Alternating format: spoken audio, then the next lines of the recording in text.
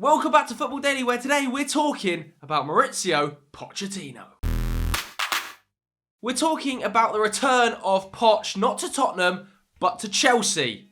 That was me flashing something up on screen in the edit. Of course, Daniel Levy appears to have passed on the Argentinian coach. Chelsea, though, under Todd Boehly, they want him. And they want him bad. So they're going to get Mauricio Pochettino. And I thought, what better way to celebrate his return to the Premier League than by bringing back the classic Stay or Go series that we've already done 3 times in the last year for Chelsea. This is the third. We did one with Thomas Tuchel and we did one with Graham Potter. Now we're doing one with Poch too. And I'm not going to lie, I've got the squad up on screen right now. Have a look at this.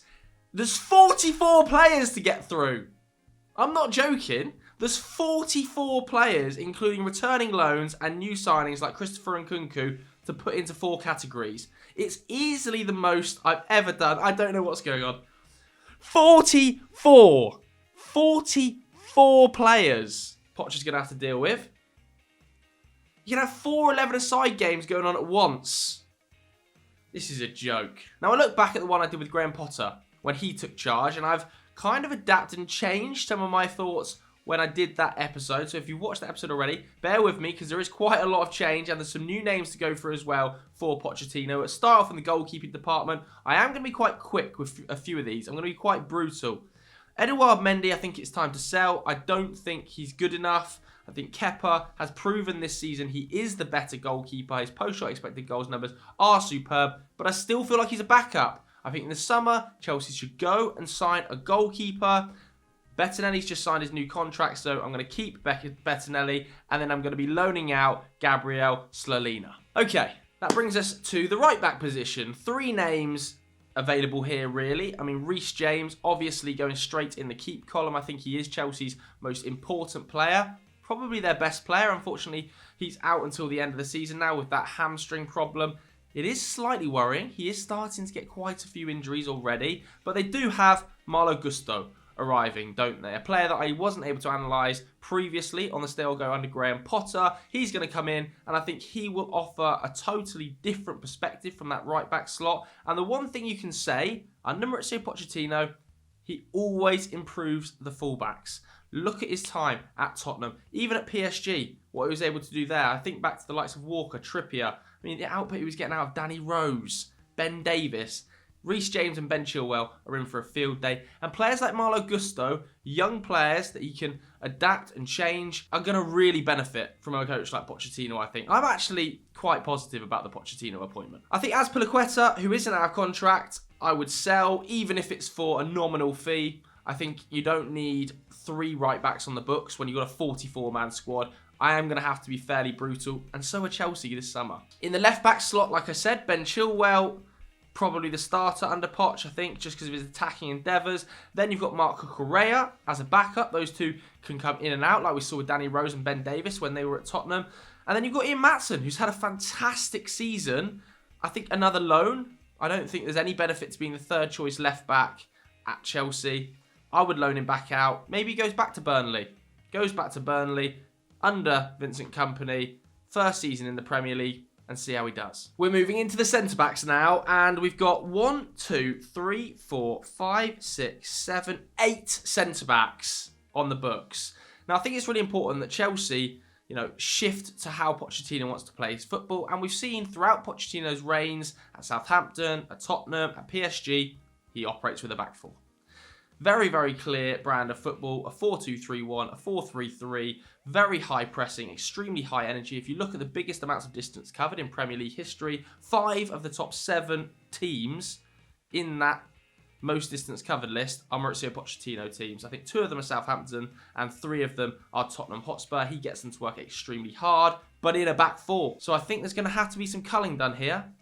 Let's start with the positives though. Benoit Badiashile, definite keep. I think he's been probably their best signing maybe this season. certainly in January alongside Enzo Fernandez. I think he has been awesome. Very unlucky to miss out on the Champions League squad. A definite keep. Wesley Fofana, likewise, going in as a definite keep for me. I think he's still so young that the injury problems haven't quite hurt his career yet. I think Pochettino will be able to extract quite a lot from him because he's a ball-playing centre-back, and that's what we saw classically under the best Poch Tottenham team when it was Alderweireld and Vertonghen. Both of them were such excellent passers. I think that'll benefit a player who can carry the ball, who can pass the ball, just like Wesley Fofana. Obviously, Thiago Silva's going to stay because he is the best centre-back at the club, even though he's 38. He's the leader. And I think his comments last week after the Champions League, I'll flash them up on screen now, just in case anybody hasn't seen them.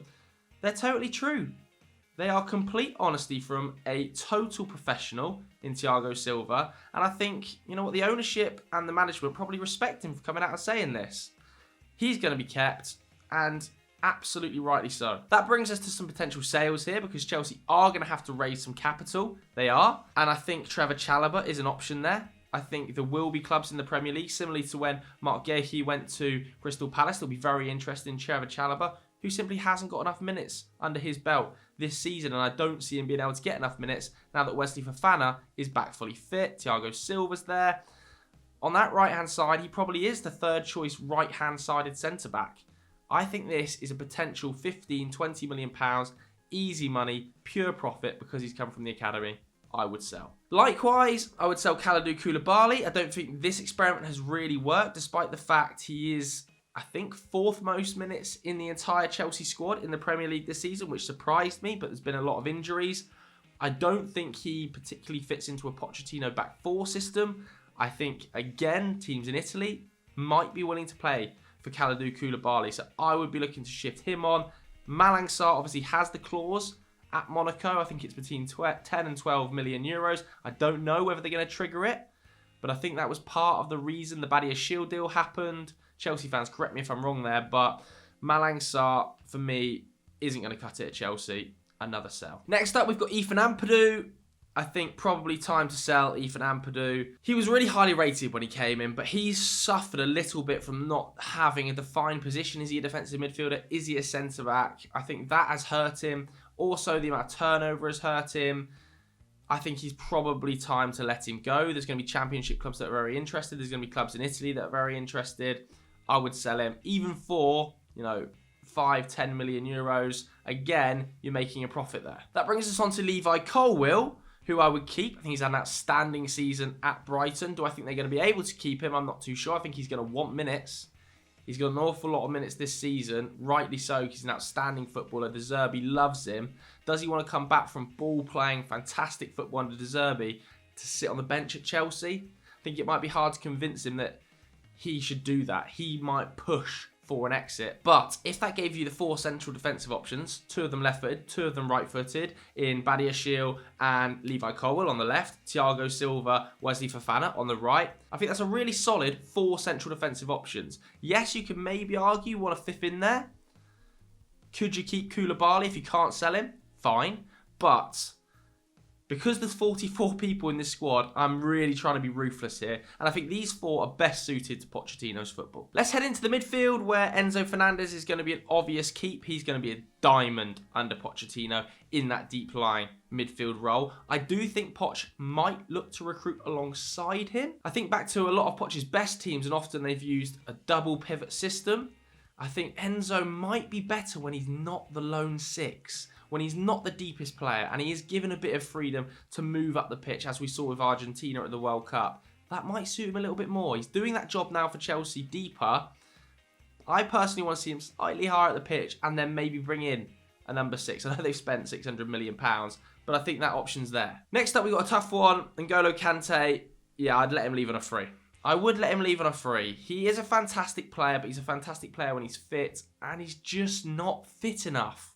Too many injuries. He's at an age now where you can't be giving him a 4 or 5 year contract because of those injuries, and his wages are so astronomically high that he doesn't warrant them. He doesn't, with the amount of minutes he puts in.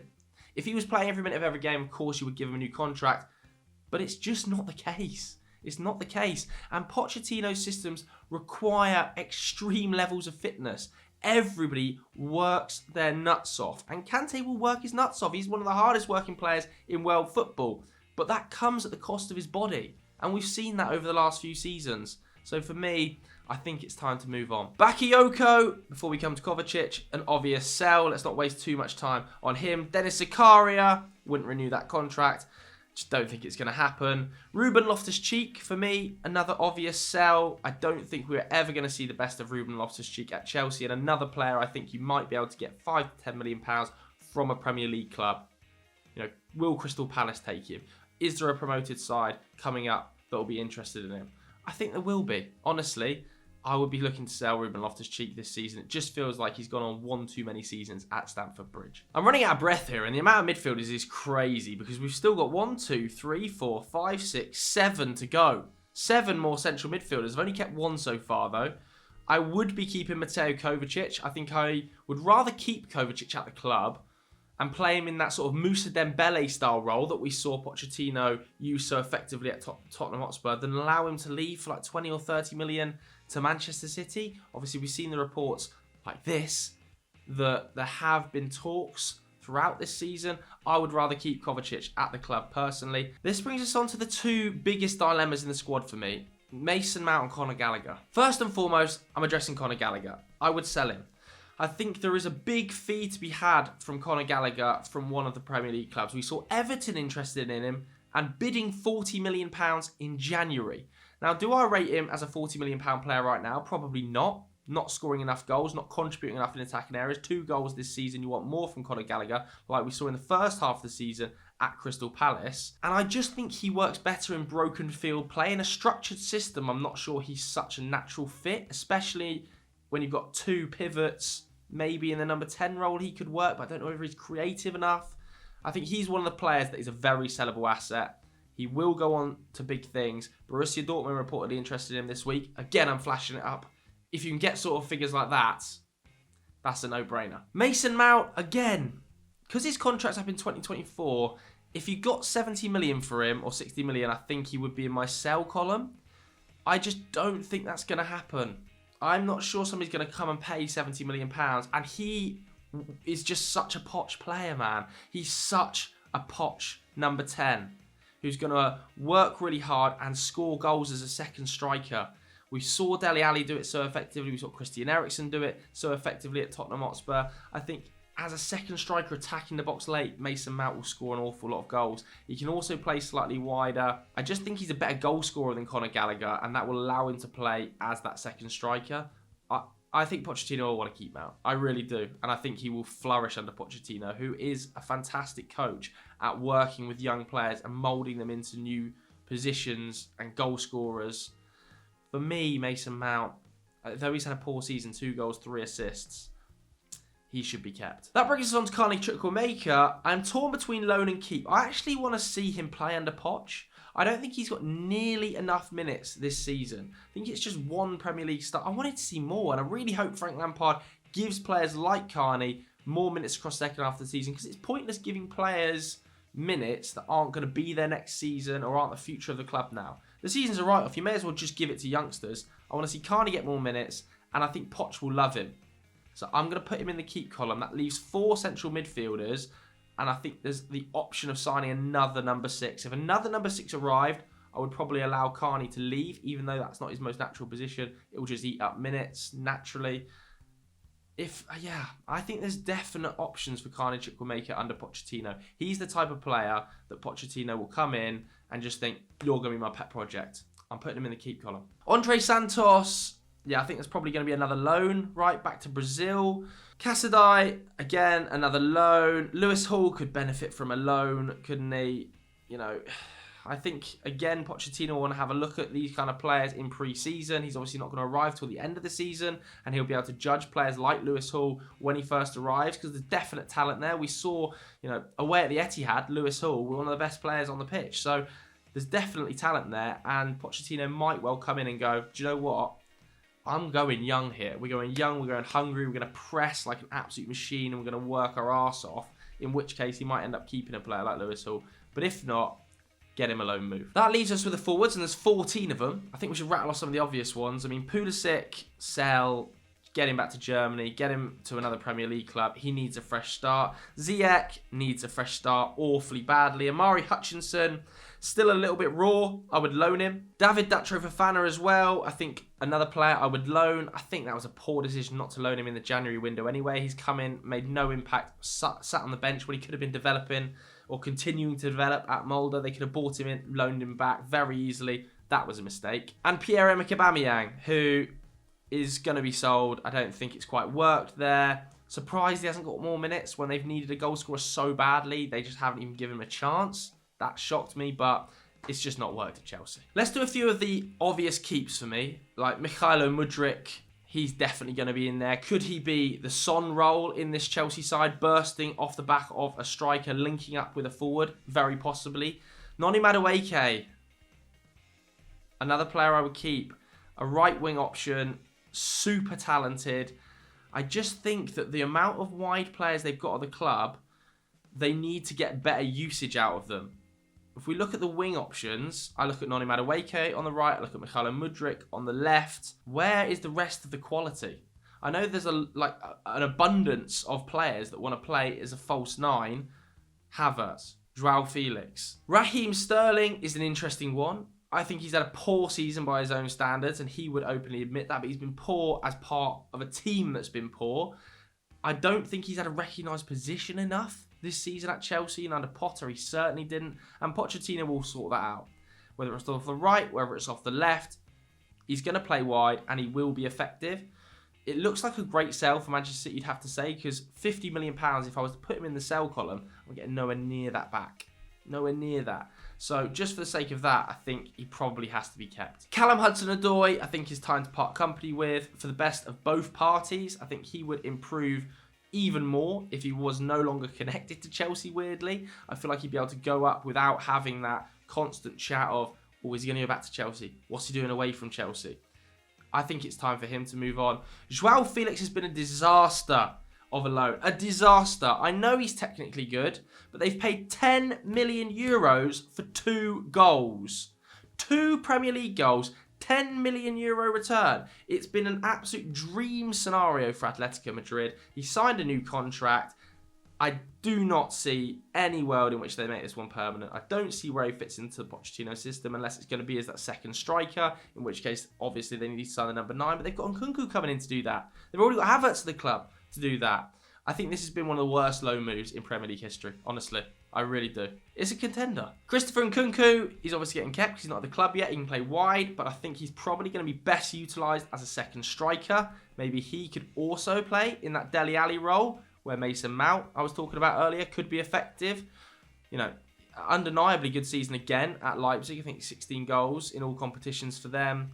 6 assists. He's not the most creative, but he is going to be unreal in the second striker role under Pochettino, whether it's as a 10, whether it's slightly wider. I'm very intrigued to see how he plays under Poch. That leaves us with Kai Havertz, and it poses an awkward question, doesn't it? Do I need 3 second strikers?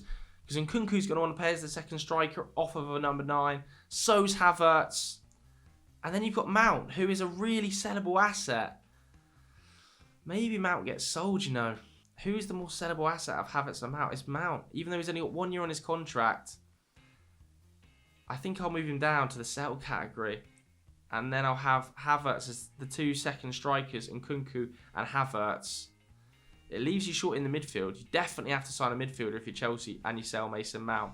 But if you're going to play in that forward area, I think Havertz as a second striker maybe offers more than Mason Mount. I don't know. That's a difficult question, Chelsea fans. I want to hear from you guys at home. In that second striker role, off of a number 9, who's better suited? Is it Havertz? Is it Mount? Should it be Nkunku going forward under Poch? Armando Broja, I would still keep. I know he's had that horrendous problem with the ACL, but they need a number 9 on the books, don't they? And he was certainly a prospect when he was on loan at Southampton. And that leaves Romelu Lukaku, who's just so awkward to deal with. I kind of feel like he's going to get kept, you know. I really do, because I don't think he's going to go back to Inter Milan. They've got the financial issues. They owe €275 million back to Oak Street Capital, don't they, for the COVID loan. They're going to have to turn over a huge amount of the squad after this season because of the financial issues that I just mentioned. I can't see him going back there. He's not going to go to a team like Bayern Munich, because they've got Tuchel in charge now. He would have to stay in Italy. He's not going to go to Juventus. I can't see him going to Milan. I think Lukaku might be kept. Honestly, I think, I would sell him, but I don't see any suitors. I'm going to say he's going to end up being kept. I think this is one to watch. Again, Chelsea fans want to hear from you about Romelu Lukaku, but I can see Poch coming in and saying, you know what, fresh slate. Clean slate here. Yes, you did that stupid interview. We loaned you out, but this is a clean slate. It's new ownership. I'm here now. I've got no number 9s on the books, and I fancy you. I'll have you up front. Because what else do? They're going to have to go out and spend 150 million euros to convince a player like Victor Osimhen to come to the club, when they've also got to sign probably a number 6 and a goalkeeper. It's 600 million euros that's been spent over the last year or whatever it is under this new ownership.